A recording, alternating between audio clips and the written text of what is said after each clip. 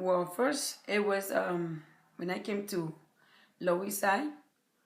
Um, it was like the building, the structure of the houses. I was expecting like houses, but where I came was like mostly buildings, high buildings. So that was impressed me very much, and also the different nationality.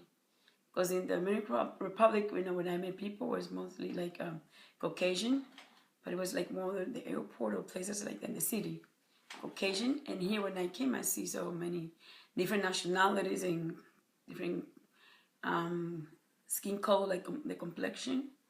And I thought that was very impressive. Seeing Chinese, different like Caribbean, Black American, different group. I was impressed by that. I really, you know, everybody's sharing the same community. Well, I didn't really feel it, but I mean, there's always been, but I didn't really feel it where I was because, like I said, it was a mix. And oh yeah, there was like maybe a group, black with more black and Spanish with like in high school, I didn't see that mix of there was like a mix, but everybody was like they kind of their own group.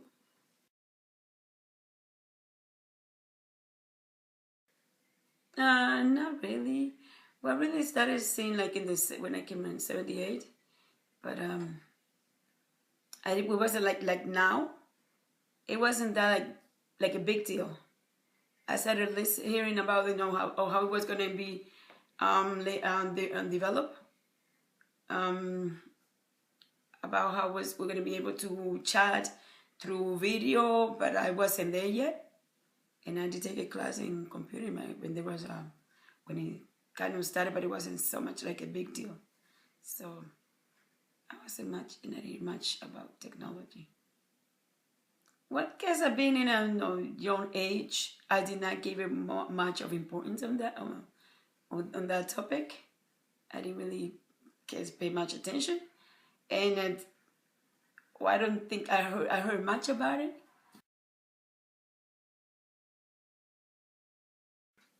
Even though without much of technology, the development of the technology, I think it was much better with more privacy, more, think even the more honesty, and even though it was crimes, that it was not violence, it was not as now.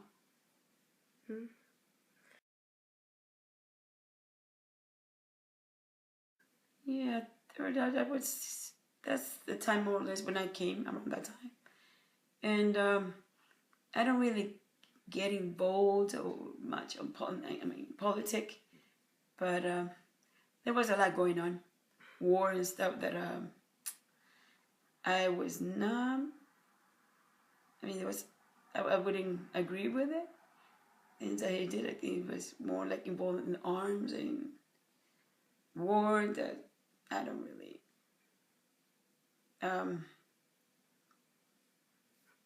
um, agree to be like supporting.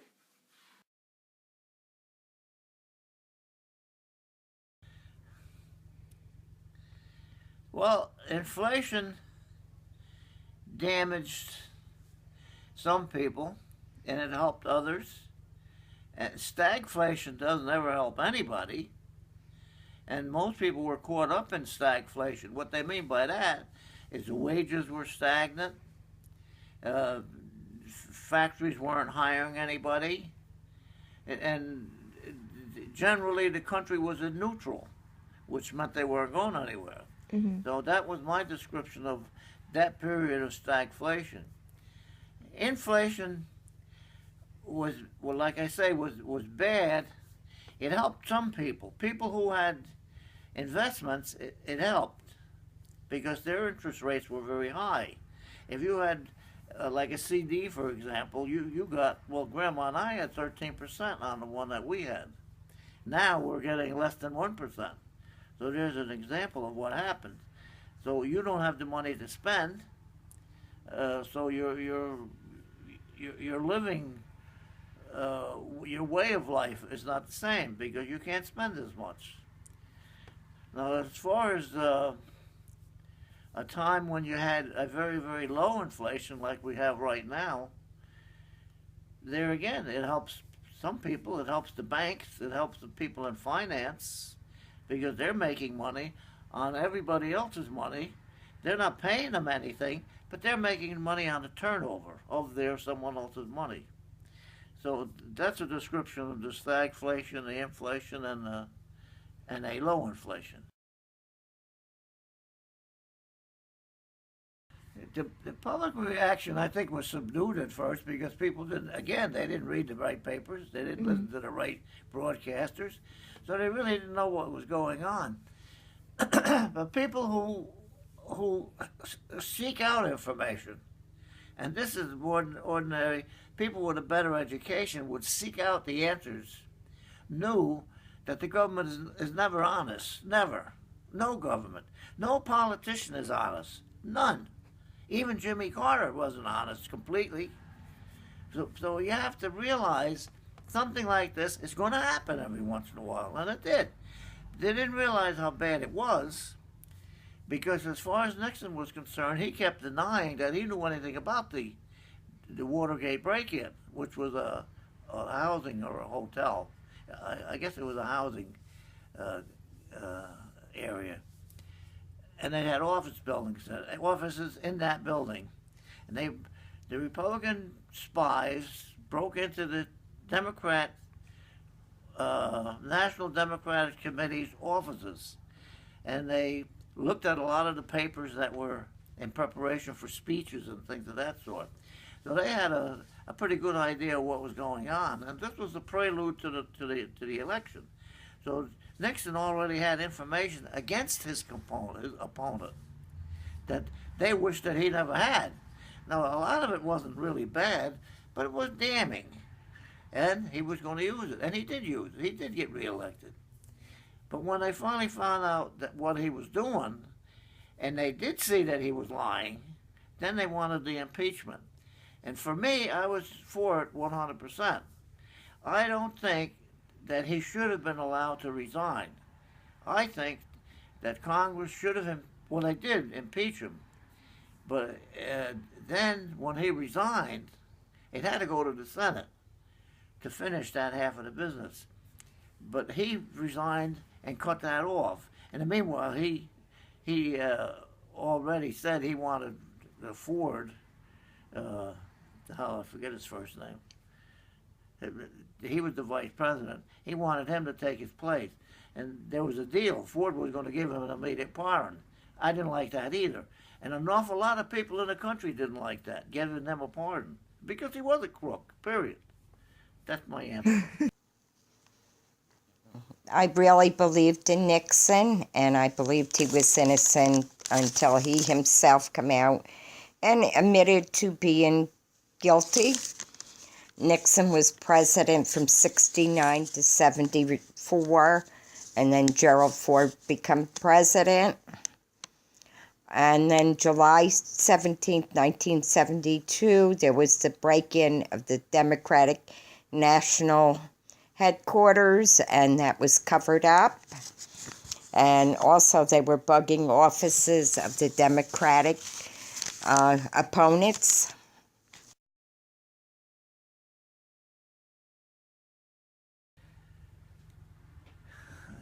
As far as I can remember, there was a huge explosion because people who don't read papers that are more liberal or listening to radio or television that's more liberal really had no idea what was going on. So when all this news came out about what was going on, and this was the truth of what was going on, they were astounded. But a lot of people weren't because they knew what was going on. If the more intelligence and the more education that a person has, the more they read and the more they understand what they read and disseminate the information not to their own purposes but for general purposes. They get an idea what's going on. The Pentagon Papers did that for them. It was very enlightening.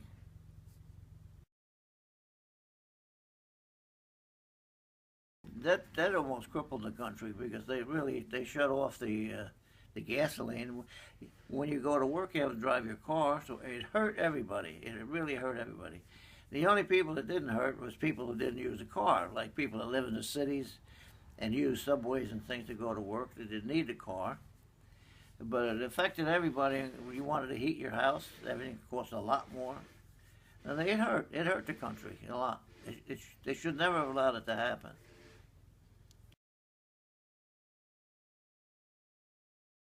Ford, because he gave that pardon so quickly to Nixon, I don't think could ever get elected the dog catcher.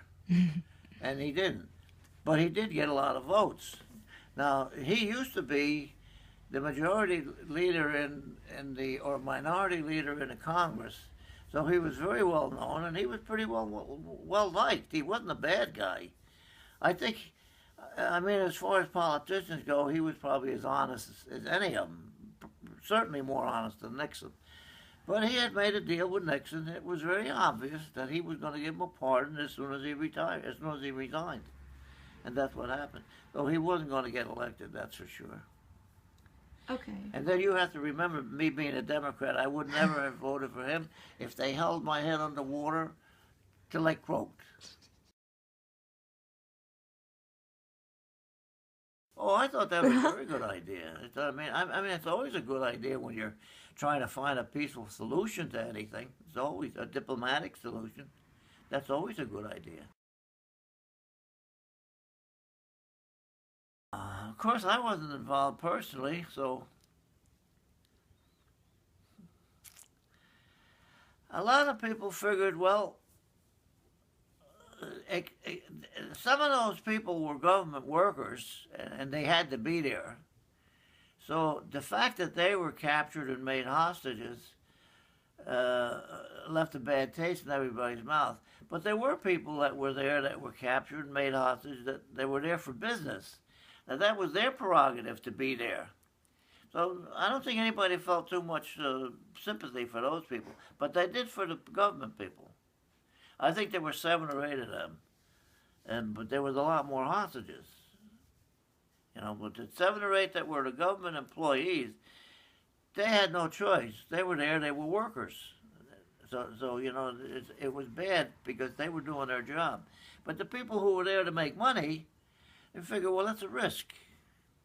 They knew that this was an unstable area, so there was a risk. So, I mean, everybody felt bad that they had to be locked up for so long, but I don't think it bothered them too much.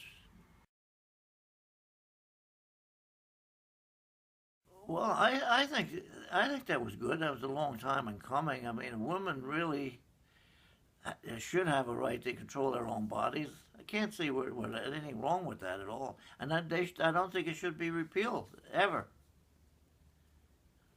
I think women should have the right to control their own body, have say no or say yes, whatever they want. They should have the right to do that. And Roe Wade gave them that right.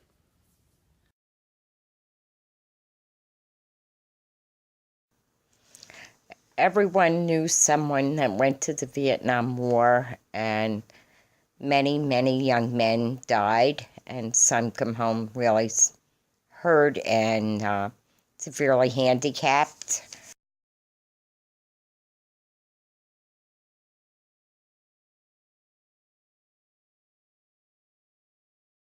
Well, I found it very interesting, and I think I would not give up the 70s and the 80s for nothing in the world at that time.